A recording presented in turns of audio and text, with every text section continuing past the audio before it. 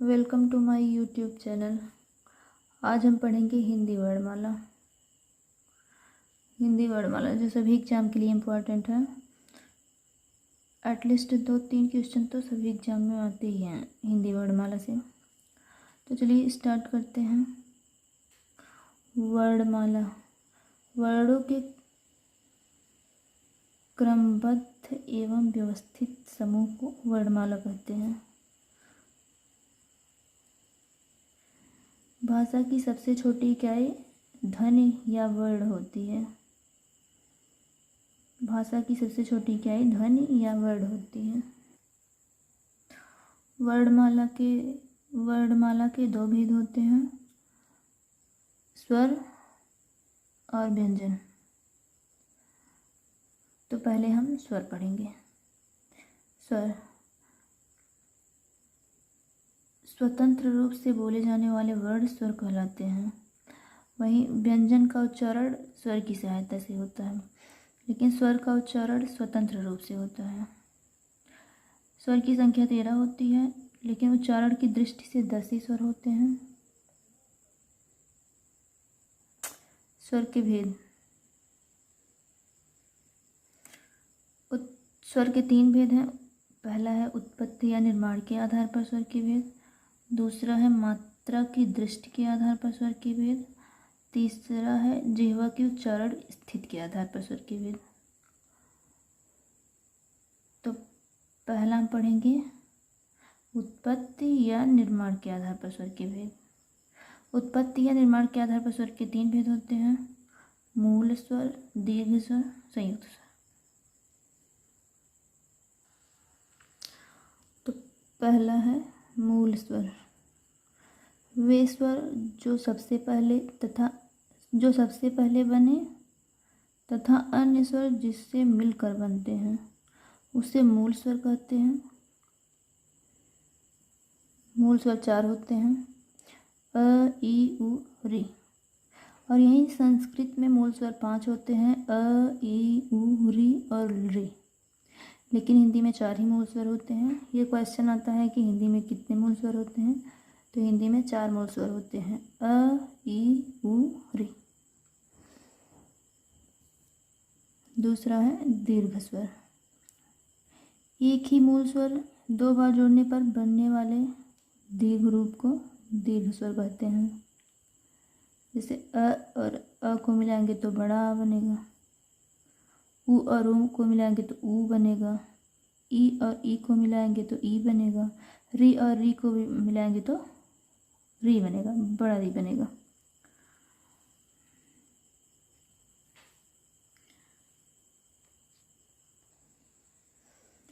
तीसरा है संयुक्त स्वर। 2 अलग अलग स्वर मिलकर जब एक नया स्वर बनाते हैं तो उसे संयुक्त स्वर कहते हैं। जैसे अ में ई मिलाएंगे तो ए बनेगा, अ में ए मिलाएंगे तो ए बनेगा, अ में उ मिलाएंगे तो ओ बनेगा, अ में ओ मिलाएंगे तो आ बनेगा। संयुक्त स्वर 4 होते हैं, ए, ऐ, ओ, आ। हिंदी में 4 संयुक्त स्वर होते हैं, ए, ऐ, ओ, आ। दूसरा है मात्रा की दृष्टि के आधार पर स्वर के भेद। तो मात्रा की दृष्टि के आधार पर भी स्वर के 3 भेद होते हैं। पहला मूल या ह्रस्व स्वर, दूसरा दीर्घ स्वर, तीसरा प्लुत स्वर।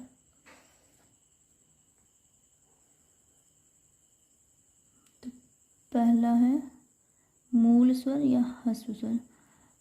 तो मूल स्वर या ह्रस्व स्वर उन स्वर को कहते हैं जिन स्वर के उच्चारण में एक मात्रा का समय लगता है उसे मूल स्वर कहते हैं। मूल स्वर अ, ई, उ, री है। दीर्घ स्वर जिन स्वर के उच्चारण में 2 मात्रा का समय लगता है उसे दीर्घ स्वर कहते हैं। दीर्घ स्वर है आ, ई, उ, री, ए, ऐ, ओ, औ। तीसरा है प्लुत स्वर। जिन स्वरों के उच्चारण में 2 मात्रा से अधिक का समय लगता है उसे प्लुत स्वर कहते हैं। जैसे ओम, राम, ये सभी प्लुत स्वर हैं।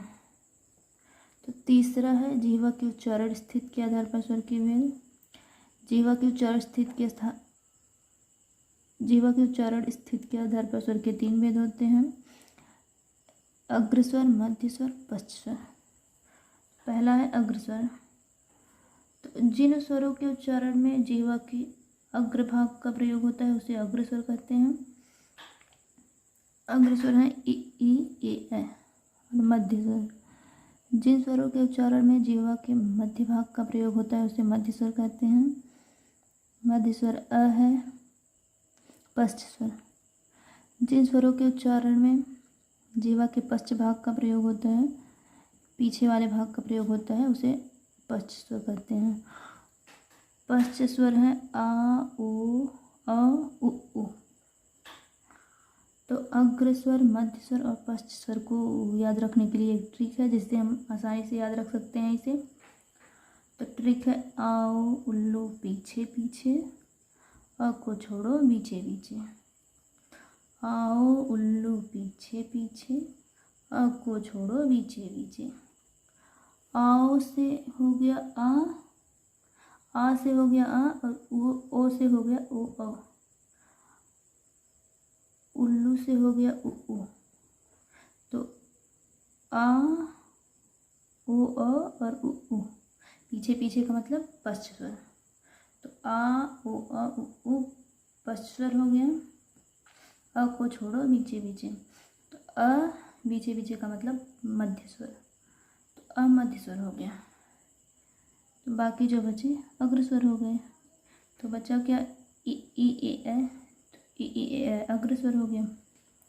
तो आ उल्लू पीछे पीछे, आ को छोड़ो बीचे बीचे। तो आ से हो गया आ, ओ से हो गया ओ, अ, उल्लू से हो गया उ, पीछे पीछे से हो गया पश्च स्वर। तो आ, ओ, आ, उ पश्च स्वर हो गया। और अ को छोड़ो बीचे बीचे, अ बीचे बीचे का मतलब मध्य स्वर। तो अ मध्य स्वर हो गया। बाकी जो बचे अग्रस्वर हो गए। तो हिंदी वर्णमाला में स्वर फिनिश हुआ। नेक्स्ट वीडियो में हम व्यंजन पढ़ेंगे।